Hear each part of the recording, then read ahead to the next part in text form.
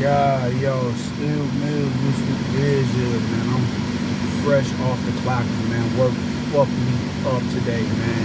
Like, damn, man, I'm big as shit. But we unboxing appliances and shit. It ain't no shade in sight. And I'm outside handling that shit all day, bro. I'm exhausted, but nonetheless, man, peak game, man. Let's get into this shit, man. I want to talk about Ryan Garcia, man. I'm gonna be dead real with you, man. If he could put on a show like he did last night in every fight amongst quality opposition, I definitely would be a dude who'd be back, be back supporting him again. I thought he did. I thought he looked real sharp in there last night on Saturday, man. I know he was getting a lot of flack. Like he got a lot of flack for leaving Eddie Reynoso. And to his credit, he's not the only fighter to do that. Eddie Ruiz and Frank Sanchez has left him in recent history as well. But those are fighters who are a little bit more, Andy Ruiz is a former world champion, former unified world champion, and Frank Sanchez is a dude who was he just is a lot more developed than the likes of an Eddie Reynoso, man. So it was a little bit more logical for them to leave. But with Ryan, he was on that, at the point in time when he left, it just seemed like he was just, he was on some diva shit. And that rubbed a lot of people the wrong way. And I gotta be the one, and not to mention, when he went back to Joe Goosen and he looked the way that he looked in his last match with Emmanuel to go, it was extremely underwhelming. And it was just like, man, yo, you may have shot yourself in the foot, leaving the likes of an Eddie Reynoso, a dude who, he's a seasoned trainer. I don't think Eddie Reynoso is overrated whatsoever. I know a lot of people are trying to say that. I definitely don't agree with that, but, that's what they're saying. So after his fight with Emmanuel to go, I was like, man, I'm cool on Youngin, man. And I wasn't even really excited to see this fight. But I gotta say, man, one thing that we do in society is we kind of live in the now, we live in the moment. So you ain't thinking 10 steps ahead. You ain't thinking 2 or 3 or 4 or 5 steps ahead. You see what you see and you're reactionary to it. And that's not a diss, because everybody is like that, myself included. What we saw, and I mean, shit, we got, look at Edgar Berlanga. Him leaving Andre Rozier and going to, training in Puerto Rico and all that. He did not look good in his last match. But we also, I'm trying to really get under the mind state that when you do something as drastic as change your camp, you're gonna, it may take you a while to unlearn what it is and unlearn habits and techniques that you learned with one camp and begin to adapt and adjust to the camp that you're currently in. So even with the likes of Edgar Berlanga, I think I made a video about it. Like, I'm not going to be too quick to jump the gun and say, he's out of there. He's out of there. Sometimes it takes a few fights to really begin to really, for the technique that you learn to really take precedence in what it is that you're learning. And the new, what it is that you're learning in the now. The new techniques and ideologies and, oh, fuck, I was supposed to turn right here. Sometimes it takes a while for people to learn. So with Ryan Garcia, I was definitely of the mindset, yeah, bro, like, he's out of there. The kid is a peacock. He's not really, he ain't in it for the, for what it is that everybody else is in it for. And I think he just wanted Joe Goosen just to be, I could be on my time, you know what I'm saying? I was definitely of that mindset, man, but I gotta say, he kind of changed my mind after Saturday. He looked good in there. He definitely looked good in there, man. And Joe Goosen is like, shit, man. Frankie Sanchez is with him too, man. Hey, I was impressed watching him, man, on Saturday, man. I must admit, I was impressed. I was one of the biggest takeaway from this fight that I saw was his footwork. And it's not prolific footwork or where, he's cutting wild angles or you know, he's walking you into traps. It's nothing like that. But it's just, he's added intellect to his feet. And what I mean by that is, when he fought Luke Campbell, he would, his foot would be, his lead foot would be on the inside of Luke Campbell's lead foot. And he would start his combinations like that. He would open up a combination as if he was fighting another conventional fighter. And that eventually led to him getting sat on his pockets. Now, granted, he got the stoppage in the fight. But it's shit like that that you have to, you know, you want to check boxes. Yeah, you won this fight by knockout with a body shot, but these are boxes that we're gonna have to check as you progress in your career, so we don't worry about getting clipped by this left hand down the middle. Because if you're in there with somebody more skilled or a bigger puncher, you may not get up from that. You may not get up, and if you do get up, you may not have your legs up under you, and you get stopped on your feet and get embarrassed. But that's how he fought Luke Campbell, man. So that one small, minute adjustment is showing the growth in Ryan Garcia. I was really impressed with that. He would jab to, you know, he would step around. He would jab and step around Javier Fortuna's lead right hand. And I know Javier Fortuna was really banking on him not having that IQ. We know Ryan for being a flashy fighter, combination punching, fast hands, hard hands. We don't really know him for fucking boxing IQ. We don't know him for his boxing brain, man. And I think Javier Fortuna was banking on him being equipped to deal with his body. You know, oh man, I'll take him into deep water and drown him. You know, this dude is a pup. We're not too much worried about the others. We're not too much worried about him. He's a flashy fighter, and that's where it stops. And for him to go out there and look the way he looked, I don't think Javier Fortuna was expecting that. Because you seen Javier Fortuna was throwing that left hand with conviction. He was looping it, he was throwing it straight, and it just really couldn't land like that. It really couldn't land. And I think he was, you know, how it was looking, he was looking to time him on the middle of an exchange or whatever the case may be. But he was never in the line of fire because he was winning the battle of foot positioning. And I think that's something that's not really getting talked about as much. Like, fuck the jab. And the jab was on point, you dig? The straight right hand was on point. It wasn't like he was just looking for that left hook to really just, you know, outline him in chalk. Like, nah, he was winning rounds. He was scoring. He was pumping the jab. He was really, I don't know how many times he landed that right hand in concession. I was like, yo, this shit is wow. Like, this kid is really looking like he's trying to develop his skill set.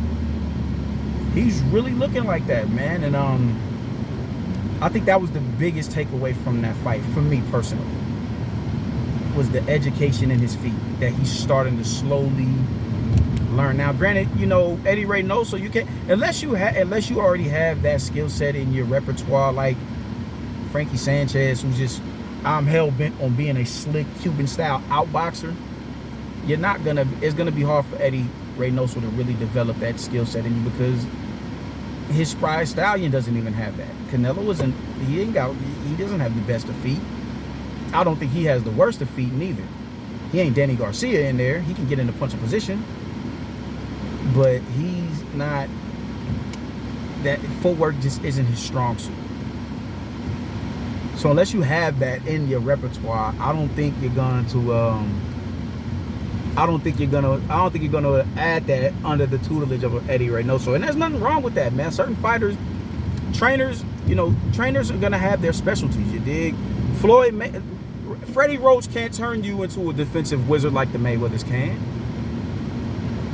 The Mayweathers can't turn you into an offensive juggernaut like Robert Garcia and Freddie Roach or Joel Diaz. And that's cool. There's nothing wrong with that. That's A-okay. But I don't think, I'm starting to feel like, yo, maybe that was the right decision for him to make. Because I think that was his biggest flaw, well, one of them. I just thought that was one of his most glaring flaws, was his feet. If he fights another southpaw who has pop, decent enough pop, and has the skill set to land the shot, then it's going to spell trouble for him. So him adding that attribute to his game spoke more volumes than any other thing that I saw from him on Saturday. more so than the jab, more so than the right hand that he landed consecutively. And the fact that the dude is really turning into a real good body puncher, that's saying a lot. That's saying a lot, man. He dropped the first shot he dropped him with was a left hook to the body. That's a punch that needs to be more under development. Get that man on the body armor and just have him ripping left hooks to the body. And in all combinations with left hooks to the body on the body armor. I think he should begin to, develop that so he has a good left upstairs and downstairs. I think that's something that really needs to really be developed. More so. But he really impressed me in there last night, man. I gotta admit. Now, granted, Javier Fortuna did come in there from what we're hearing. He did come in there overweight. He didn't have the longest training camp.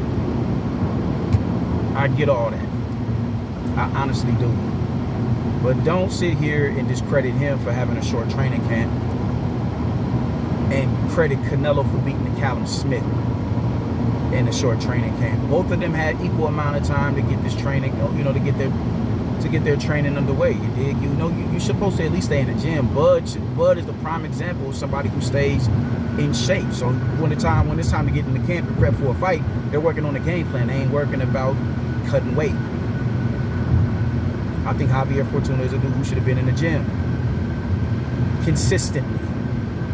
He should have been in the gym and he should have stayed in the gym. So we ain't got to worry about this bullshit. But even with that being said and done, man, you can come into a fight out of shape. But if somebody is just that much better than you, that just is what it is. Because if Ryan Garcia looked anything like he did against Emmanuel to go, it's a different fight. It's a much different fight. Ryan Garcia is just better, man. How he was able to, dictate distance, maintain distance between him and Javier. That was really a good look. That was really a good look. He kept Javier at a reasonable distance to where I'm in punching range, but you're not. Without exposing yourself. Shit, the second knockdown was crucial. He stepped in with a 2, and he got 2 shots off before Javier could even throw 1. Just think he tried to counter that man's right hand, and before he could even get the shot close to that man's chin, he's getting met with a left hook. He showed IQ in there, man. I gotta admit. I gotta admit. He impressed me in there on Saturday, man. Now, one thing I do want to say is I think they're really trying to gear towards Ryan Garcia and Tank Davis, man. And that fight ain't as lopsided as I once thought it would be, man. Because it was a point after the Luke Campbell fight, I was like, Ryan is gonna knock Tank the fuck out. Then he got on that extra shit. He got on the, he was just real extra out. You dig all the, the mental lapses or whatever the case may be. He was just looking just like, bro, you ain't, like, nah, homie, you ain't built for the boxing. I don't think you built for that. And I think, Tank fought, he had to have 2 or 3 fights before, in between Luke Campbell and to go. He had to have 2 or 3 fights in between that. So it wasn't that he was fighting high level opposition. No, it was just the fact that he was more active. So I was like, man, and then after I saw him against to go, I was like, Tank is gonna beat the shit out of Ryan Garcia. He's gonna he's gonna crash Ryan Garcia. And now I'm seeing this fight, and I'm like, man, now I'm thinking it's a 50-50 fight. I'm thinking it's a 50-50 fight because they both have vulnerabilities that the other can exploit. Ryan Garcia doesn't have the best feet. But when he, I think when he goes on the offensive, he it's little shit that he does with his feet that can offset Tank. And you got to think, Tank was a nigga who was really scared to engage Rolly. I don't want to say scared, but he was really apprehensive on engaging Rolly. He was apprehensive on walking Rolly in the traps.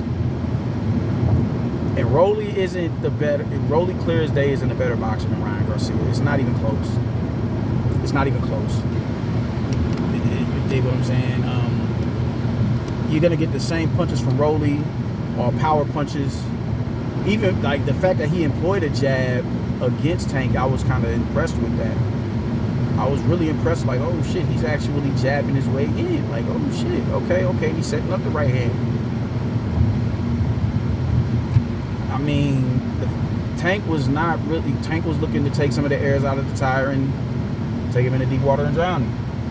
He got him out of there in 6 to his advantage. But if that's a Ryan Garcia standing in front of you, who's taller than Rolly, much faster than Rolly, and probably hits harder than Rolly, how do you withstand that? How the fuck do you withstand that? If you're a Ryan Garcia and your chin is consistently in the air and you're not necessarily fast on your feet, and I know for a fact how if you do get in that ring with Tank, you're gonna get a little bit reckless because you want to make a statement, and you're gonna walk right into a left hook with that chin high up in the air. What happens if that's a Tank that hits you instead of the likes of a Luke Campbell? What happens then? So this is why it's a compelling fight between the two of them, man, because they both have vulnerabilities that the other one can exploit, and that makes for a dope fight. That makes for a real dope fight. And I mean, it's definitely not no fight that I'm gonna buy. I wouldn't buy that shit, but I'll go watch it if someone is ordered, the homie ordering it. Oh, yo, I'm gonna slide and watch that shit. I'm not spending none of my money unless it's $5 or $10 to get into the fight party. That's it. That's it. Because both of these cats, you know, none of them are really trying to forge a legacy. I mean, I can't. To a certain degree, I dig what they're saying about the belts. Fuck the belts. Nobody care about the belts. To a certain degree, I understand it because it's like, all right, bro. You see the little dumb shit that the sanctioning body, in particular the WBC, man. I mean, how dare you keep? How the fuck is Deontay Wilder still a #1 contender when he suffered 2 back-to-back knockout losses? That's the little shady, sneaky, little dastardly bullshit that they do. This shit ain't cool. They'll freeze you out of, they'll fuck you out of fights. They'll fucking manipulate the rankings within their own sanctioning bodies. Lee Wood is not getting that Leo Santa Cruz fight after he did what he did to I don't like saying Mick. That's a derogatory term to Irish. The Irish folk. He's Irish. So he Mike to me.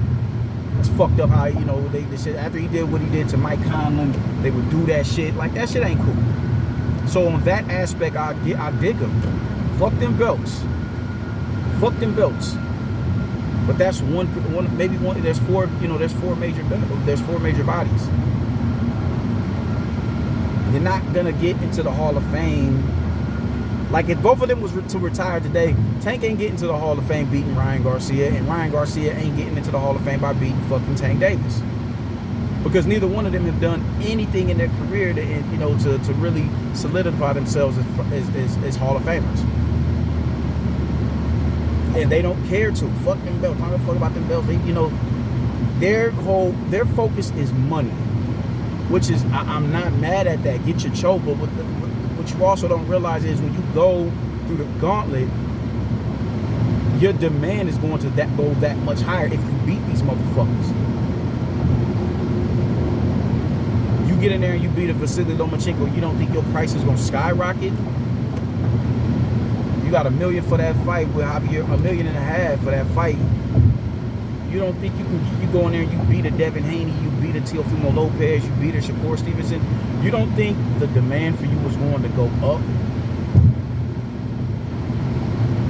I think that's ridiculous, man. I think that's ridiculous. Y'all want fast cash now. 877 cash now. Y'all want all these advances and shit like that. You want Mayweather money without going through Mayweather problems. You want Oscar De La Hoya money without going through Oscar De La Hoya problems. You want Canelo Alvarez money without going through Canelo Alvarez problems. And that shit is that's egregious. And that's the lane that these two motherfuckers is in, man. So, they're divas, they're prima donnas or whatever the case may be, and they're content with just fighting whoever it is that they put in front of them. But the thing, even with Ryan Garcia, Ryan Garcia's resume may fuck around and just be better than Tank's. It just may be. It just may be. Outside of that Jose Pedraza fight, Outside of that Jose Pedraza fight, Ryan has fought some better competition than the likes than Tank. He's fought better opposition. Leo Santa Cruz didn't belong up at 130 pounds. He didn't belong up there when he can't crack a fucking egg at 126. And he's not no prolific defensive fighter neither. When you gotta throw 1,000 punches in a match and you ain't as much as wobbling your opposition, you don't belong in higher weight classes. Because the effects of them shots ain't gonna work on somebody that's your size. What are they gonna do with somebody is 10 times bigger than you? 7 pounds bigger than you between divisions. You dig what I'm saying? Fucking Yuri Ortiz Gamboa, like this ain't the Gamboa that Bud fought. It's not. This ain't the Gamboa that Bud fought. Mario Barrios, I'd give him credit for that win only because he went up into the higher divisions to fight him and he stopped him. But Mario Barrios is not heralded as he was pretty much an unproven 140 pounder. Isaac Cruz, bro, no. Rolly, bro. Rolly. Hell the fuck no. Everybody knows he lost that fight to Jackson Marinez. Everybody with a brain knows that he lost that fight. So why are we really sitting here like no, bro, no. Luke Campbell is a bona fide contender. He was. Fights with Jorge Linares and Lomachenko. He went 12 with both of them. 24 championship round bouts. And he made it the distance. The only reason why that's not a better fight than Jose Pedraza is because Pedraza has a belt. Pedraza has a belt. Javier Fortuna. We placing stock of Rolly Romero and Isaac Cruz over Javier Fortuna?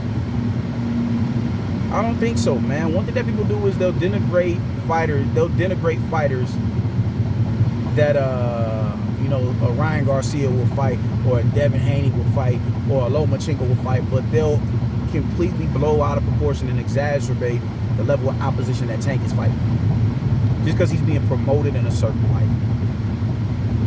I've had people argue with me that Isaac Cruz would beat Vasily Lomachenko. I've literally had people argue that shit with me. I've had people argue with me that, oh man, Lomachenko and Tank Davis ain't gonna sell like that. I've had people argue this dumb shit with me. It's like, it is impossible. You niggas is just stupid. I refuse to believe it. I refuse to believe that you will be this dumb. And the niggas is that dumb. I've had people argue with just a lot of different talking points with me, man, because they just want to continue to just really gas Tank. No pun intended. They want to gas him though. And them gassing them is just, it's like, yo, this shit is ridiculous, man. So Ryan may have a better resume than Tank. He just might. But even with that being said and done, his resume is still paper thin. Both of them are, and they're content with that. They're content with that. They're going to fight each other, be a match made in heaven, and the loser or the winner is going to go doing who the fuck knows. Who the fuck knows? So I'm not really, I'm not overly excited for them two to fight, but I think it would be a damn good fight, and it would do numbers. It'll be a good fight. I just don't like how neither one of them are trying to really push the bar of excellence. They're just content with being in. They're content with fighting. Their biggest goal is to fight one another. Maybe not so much Tank, but Ryan's is. And then when their career is all said and done, and they're not getting, they're not getting inducted into the Hall of Fame. They can be sitting there like, yo, I'm put my life on the line for all these years and I ain't even making the Hall of Fame. How didn't I make the Hall of Fame? You will have yourself to blame for that.